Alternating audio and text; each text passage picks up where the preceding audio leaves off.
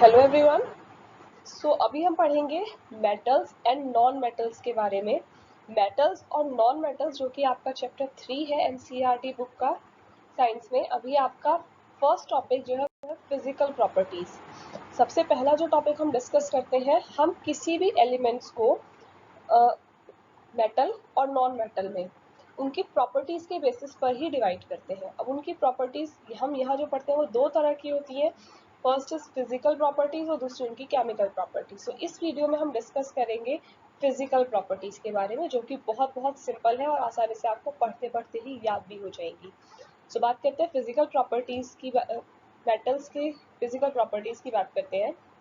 Metals जो होते हैं वो जनरली हार्ड होते हैं। मेटल्स की जो कैरेक्टरिस्टिक है, फर्स्ट होते हैं जनरली हार्ड, यानी कि बहुत सख्त होते हैं देखने में। इसके सिर्फ कुछ ही एक्सेप्शन है। कुछ एक्सेप्शन ऐसे हैं जैसे मरकरी। सिर्फ मरकरी एक ऐसा मेटल है जो कि रूम टेम्परेचर पर लिक्विड फॉर्म में ही रहता है मेटल। बाकी सारी मेटल्स हार्ड होती हैं, लेकिन मरकरी आपका लिक्विड फॉर्म में पाया जाता है, जिसे हम हिंदी में पारा भी कहते हैं। इसके अलावा आपके कुछ मेटल्स हैं सोडियम, पोटेशियम और लिथियम, जो कि एल्कली मेटल्स बोली जाती हैं। जो एल्कली मेटल्स हैं ये भी आपकी सॉफ्ट होती हैं और इनको नाइफ की हेल्प से भी काटा जा सकता है। इनकी मेटल्स हैव शाइनिंग सरफेस। इनका जो सरफेस होता है वो शाइनिंग होता है, यानी इनके अंदर एक लस्टर होता है। इसका मतलब मेटल्स जो होती है वो लस्ट्रस होती है। लस्ट्रस का मतलब बहुत ही चमकदार इनका सरफेस होता है। दिखने में मेटल्स चमकदार होती है। जैसे हम देखते हैं चांदी या सोना या लोहे में एक अलग ही चमक आप देखेंगे, तो इन सब चीजों में जो अलग अपनी चमक होती है। नेक्स्ट आपकी दीज आर मेलिएबल। मेलिएबल होती है। मेलिएबल आपकी मेलिएबिलिटी एक प्रॉपर्टी होती है जिसमें आपकी मेटल्स को बीट करके, यानी कि उसको पीट पीट कर पतली शीट से बनाया जा सकता है। हमने देखा है कि हम बहुत पतली पतली लोहे की चादरें बनती हैं, या फिर बहुत और किसी गोल्ड फॉइल भी बनते हैं, एल्यूमिनियम फॉइल भी बनते हैं, सिल्वर फॉइल भी बनते हैं। तो वो कैसे बनते हैं? वो मेटल की इसी प्रॉपर्टी की वजह से बनते हैं कि मेटल्स को पीट पीट के शीट्स में बदला जा सकता है। इस प्रॉपर्टी को कहा जाता है मेलिएबिलिटी, और इसी वजह से मेटल्स को कहा जाता है that metals are malleable. Next is malleable metals are ductile. Metals ductile भी होती हैं। डक्टाइल का मतलब मेटल्स को खींचकर लंबे वायर्स में कन्वर्ट किया जा सकता है। यानी कि आपके जो मेटल का एक बहुत मोटा वायर है, लेकिन आप उसे खींच के पतला करना चाहते हैं, तो आप उसको जितनी पतले करना चाहें उतने पतले में चेंज कर सकते हैं। इनफैक्ट जो आपका गोल्ड होता है वो तो बहुत ही पतले वायर में, यानी कि उसका सिर्फ 1 ग्राम में से ही बहुत लंबा आपका वायर बनाया जा सकता है। इस प्रॉपर्टी को कहा जाता है डक्टिलिटी, जिसमें मेटल्स को लंबे वायर्स में भी, यानी कि मेटल्स का खींच के लंबे तार बनाए जा सकते हैं। This property is called ductility, and इसी प्रॉपर्टी की वजह से मेटल्स को कहा जाता है that metals are ductile. So next is metals are good conductor of heat. Metals heat की बहुत अच्छी कंडक्टर होती हैं। हमने देखा होगा कि अगर हम कोई एक लोहे की रॉड अपने हाथ में पकड़ के रखें और उसका एक साइड आग में डाल दें, तो कुछ टाइम बाद आपका दूसरे साइड भी गर्म हो जाता है। ये किस वजह से होता है? हमने सिर्फ एक साइड गर्म की थी, दूसरी तरफ हीट कंडक्ट हो गई।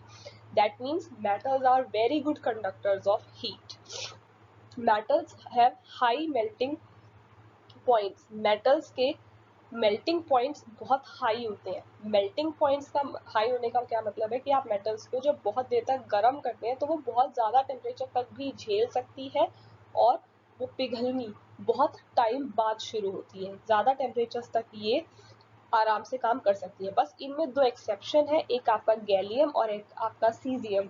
सिर्फ ये 2 मेटल्स ऐसे हैं जिनका मेल्टिंग पॉइंट लो होता है, और इतना लो होता है कि अगर आप इनको अपने पाम पर, यानी कि अपनी हथेली पर भी रखते हैं, तो ये हथेली पे रखते ही पिघलने लग जाती है। इतना लो इनका मेल्टिंग पॉइंट होता है। बाकी सारी मेटल्स का जनरली मेल्टिंग पॉइंट हाई होता है, और काफी हाई टेम्परेचर पर ही ये पिघलना शुरू होती है। Metals are good conductors of electricity. Metals heat के साथ साथ इलेक्ट्रिसिटी को भी बहुत अच्छे से कंडक्ट कर पाती है। इसी वजह से जो हमारे घर में वायर बनाए जाते हैं वो ज़्यादातर कॉपर या एल्यूमिनियम से बनाए जाते हैं। Metals are sonorous. सोनोरस का मतलब होता है मेटल्स आवाज करते हैं, यानी कि अगर किसी सब्सटेंस से उनको टकराया जाता है तो एक स्पेशल तरह की साउंड उनके अंदर आती है। दैट मीन्स मेटल्स सोनोरस होते हैं। इसको आपको कहा जाता है कि ये आपकी जो प्रॉपर्टी है ये सोनोरिटी कही जाती है कि जो मेटल्स है वो सोनोरस होती हैं। इसी वजह से जो हमारी स्कूल्स में बेल यूज की जाती है या किसी भी उसमें आप बेल अगर देखेंगे तो वो हमेशा मेटल की बनी हुई होती है, क्योंकि मेटल्स पे जब कोई दूसरी चीज टकराती है तो उसमें साउंड स्पेसिफिक तरह की अलग साउंड आती है। वो डिपेंड करता है कि हम उसे किस सब्सटेंस से टकरा रहे हैं। तो ये आपकी सारी प्रॉपर्टीज थी कि मेटल जनरली हार्ड होती है, इनका सरफेस ज़्यादातर शाइनिंग होता है, यानी कि इनके अंदर एक लस्टर होता है। मेटल्स मेलिएबल होती हैं, मेटल्स डक्टाइल होती हैं, मेटल्स हीट की और इलेक्ट्रिसिटी की बहुत अच्छी कंडक्टर होती हैं, मेटल्स का मेल्टिंग पॉइंट बहुत हाई होते हैं और मेटल्स सोनोरस होती हैं। इनके कुछ एग्जाम्पल्स की अगर बात करें तो हम अपनी डेली लाइफ में बहुत सारी मेटल्स देखते हैं, जिनमें iron, copper, aluminium, sodium, zinc, silver, gold, ये सभी आपकी मेटल्स है। तो ये आपकी फिजिकल प्रॉपर्टीज के बेसिस पर metals. Now come to non metals. Non metals metals की जस्ट ऑपोजिट। अब नाम में ही नॉन मेटल्स है जिनके अंदर मेटेलिक प्रॉपर्टीज ना हो। सो सबसे पहले तो मेटल्स जो होते हैं, नॉन मेटल्स की फिजिकल स्टेट के बारे में बात कर लेते हैं। जो नॉन मेटल्स होते हैं ये ज़्यादातर या तो सॉलिड फॉर्म में या गैसेस की फॉर्म में पाए जाते हैं। ये आपके ज़्यादातर सॉलिड और गैसेस की फॉर्म में है। इनमें भी एक एक्सेप्शन है, जैसे मेटल्स में एक एक्सेप्शन था मरकरी, नॉन मेटल्स में भी एक्सेप्शन है यहाँ पर आपका ब्रोमीन। ब्रोमीन एक ऐसा नॉन मेटल है जो कि लिक्विड फॉर्म में पाया जाता है। ये आपका ब्रोमीन यहाँ पर एक्सेप्शन है। दूसरा, do not have shine. Generally non metals के अंदर कोई शाइन नहीं होती, यानी कि ये नॉन लस्ट्रस होते हैं। नॉन लस्ट्रस मतलब जिसमें कोई शाइन ना हो, इनके अंदर लस्टर नहीं होता। These are non lustrous. बस इसका भी एक एक्सेप्शन है और वो है आयोडीन। आयोडीन आपका नॉन मेटल है लेकिन तब भी उसके अंदर लस्टर होता है। मेटल्स नॉन मेलिएबल है। नॉन मेलिएबल मतलब इनको पीट कर शीट्स में नहीं बदला जा सकता। अगर हम इनको बीट करने की कोशिश करते हैं, इनको पीट के शीट की फॉर्म में बनाने की कोशिश करते हैं तो ये टूट जाती है। टूट के बिखर जाती है, बिल्कुल आसानी से चूर चूर हो जाती है। इसलिए इनको कहा जाता है कि ये नेचर में ब्रिटल होती है। Non metals are non malleable and these are generally brittle. आसानी से टूट कर बिखर जाती है। सेम ऐसे ही non metals are non ductile. Non metals non ductile भी होती है। नॉन डक्टाइल का मतलब उनको खींचकर लंबे तार में नहीं बदला जा सकता। अगर आप उसे खींचने की कोशिश करेंगे तो वो आपकी टूट जाएंगी। या गैसेस के फॉर्म में है तो ऑब्वियसली हम उसे कर ही नहीं सकते लंबा। Next, these are poor conductor of heat. जैसे मेटल्स बहुत अच्छे से हीट को कंडक्ट करा पाती थी, नॉन मेटल्स हीट को बहुत ही कम या ना के बराबर ही कंडक्ट करा पाती है, तो इसलिए इनको पुअर कंडक्टर ऑफ हीट कहा जाता है।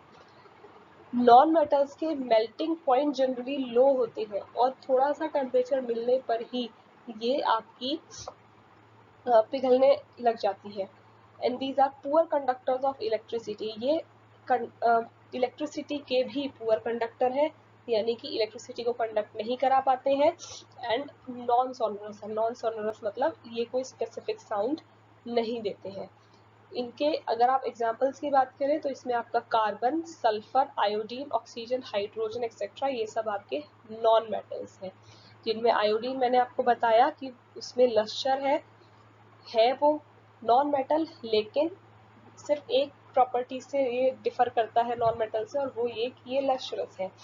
ब्रोमीन भी आपका नॉन मेटल है लेकिन वो लिक्विड फॉर्म में है।